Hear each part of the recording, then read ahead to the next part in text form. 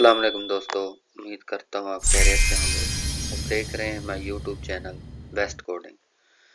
पिछले ट्यूटोरियल में हमने देखा था कि एचटीएमएल के अंदर ऑर्डर लिस्ट क्या होती है और अनऑर्डर लिस्ट क्या होती है। लेकिन हम इस वीडियो में देखने वाले हैं कि एचटीएमएल के अंदर जो डिस्क्रिप्शन लिस्ट होती है वो हम कैसे बना सकते हैं। डिस्क्रिप्शन लिस्ट में यहाँ पे आप वीडियो में देख रहे हैं कि सबसे पहले हेडिंग 1 लिखा हुआ है, उसके नीचे उसकी डिस्क्रिप्शन है। इसी तरह हेडिंग 2 है, हेडिंग 2 के नीचे आपको डिस्क्रिप्शन नज़र आ रही है। इसी तरह यहाँ पे देखें हेडिंग 3 है, हेडिंग 3 के नीचे डिस्क्रिप्शन नज़र आ रही है।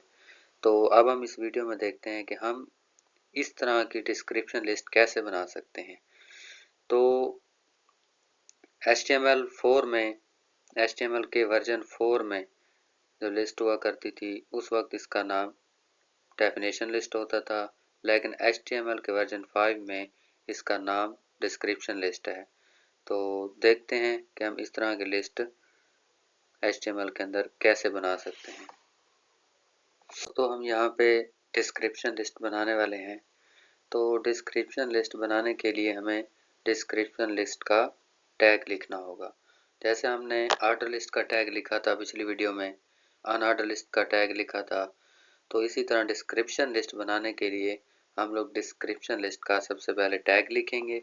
अब इसका टैग क्या होता है, जैसे ऑर्डर लिस्ट का जो टैग था वो OL था, इसी तरह डिस्क्रिप्शन लिस्ट का जो टैग होगा वो होगा DL। तो हमने ये डिस्क्रिप्शन लिस्ट का टैग लिख लिया है। अब हम डिस्क्रिप्शन लिस्ट का क्लोजिंग टैग लिखेंगे। ये देखें हमारा डिस्क्रिप्शन लिस्ट का टैग हमने लिख लिया है। अब हम इसके अंदर हेडिंग लिखेंगे। तो हेडिंग लिखने के लिए हम लोग कौन सा टैग देंगे, डिस्क्रिप्शन लिस्ट के अंदर जो हम लोग हेडिंग लिखेंगे उसका जो टैग होगा वो होगा DT, जिसको हम लोग कहेंगे डिस्क्रिप्शन टर्म। ये डिस्क्रिप्शन टर्म का ओपन टैग है और ये डिस्क्रिप्शन टर्म का क्लोजिंग टैग है। अब हम इसके अंदर लिखेंगे हेडिंग 1, हेडिंग 1। इसी तरह अब हम इसके नीचे लिखने वाले हैं डिस्क्रिप्शन डिस्क्राइब। तो डिस्क्रिप्शन डिस्क्राइब लिखने के लिए हम लोग इसका जो टैग यूज़ करेंगे वो होगा DD। ये डिस्क्रिप्शन डिस्क्राइब का ओपन टैग है और ये जो डिस्क्रिप्शन डिस्क्राइब है उसका क्लोजिंग टैग है। इसके अंदर हम लोग पैरा डालेंगे। तो पैरा डालने के लिए हम लोग पैरा लिखने के लिए हमारे पास एक वेबसाइट है लोरम इप्सम। तो यहाँ से हम लोग पैरा कॉपी कर लेते हैं। ये देखें हमने पैरा यहाँ से कॉपी कर लिया है। अब हम इसको अपने कोड के अंदर जाके पेस्ट करते हैं। ये हमने पैरा पेस्ट कर लिया है। अब हम इस फाइल को सेव करेंगे। यहाँ पे हम लोगों ने टाइटल के अंदर इसका लिखना था डिस्क्रिप्शन लिस्ट।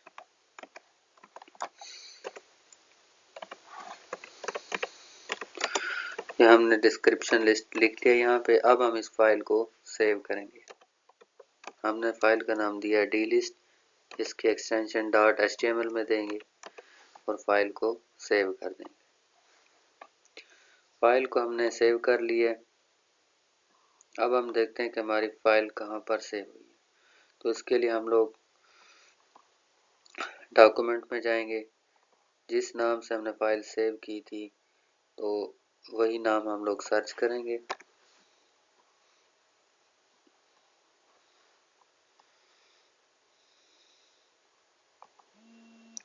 ये देखें हमारी फाइल सेव हो चुकी है।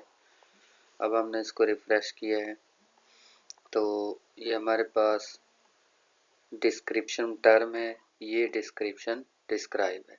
अब हम चाहते हैं कि इसी तरह हमारे पास एक और नीचे हेडिंग आए, उसके बाद तीसरी हेडिंग आए, तो हम वो कैसे करेंगे। तो सबसे पहले हम कोड में जाएंगे। कोड में जाने के बाद इसी डिस्क्रिप्शन टर्म को कॉपी करेंगे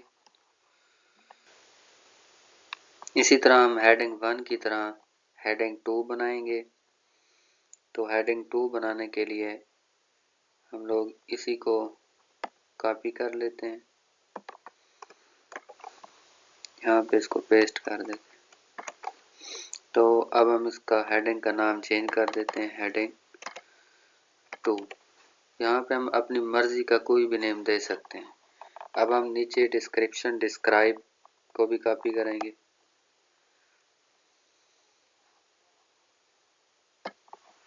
कंट्रोल सी करेंगे और नीचे इसको पेस्ट कर देंगे। डिस्क्रिप्शन टर्म के बाद इसको पेस्ट कर देंगे। अब हम इसको सेव करेंगे। ये देखें, जो हमने दूसरी हेडिंग बनाई है यहाँ पे नज़र आ रही है। इसी तरह अब हम चाहते हैं कि हेडिंग 1 है, नीचे उसकी डिस्क्रिप्शन है, हेडिंग 2 है, उसके नीचे उसकी डिस्क्रिप्शन है। अगर हम यहाँ पे तीसरी हेडिंग लिखना चाहते हैं तो हम लोग वो तीसरी हेडिंग भी लिख सकते हैं। इसी को हम कॉपी कर लेंगे। कॉपी करने के बाद नीचे पेस्ट कर देंगे।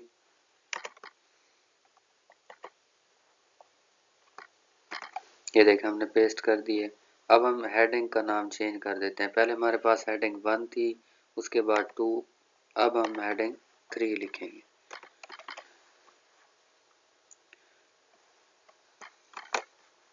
अब हम इसको रिफ्रेश करते हैं।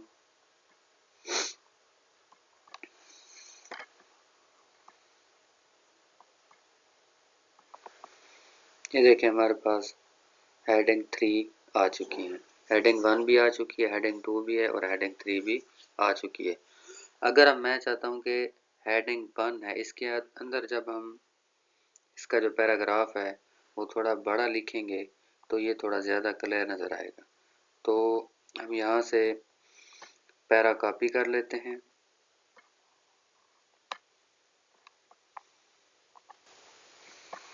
यहाँ से हम लोग पैराग्राफ कॉपी करेंगे।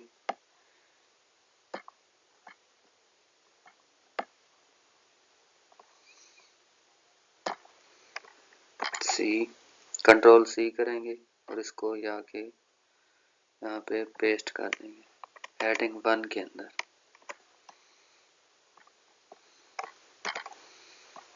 इसी तरह हम हेडिंग 2 के अंदर भी यही पैराग्राफ पेस्ट कर देंगे। इसी तरह हेडिंग 3 के अंदर भी हम यही पैराग्राफ पेस्ट कर देंगे। अब हम इसको रिफ्रेश करके देखते हैं।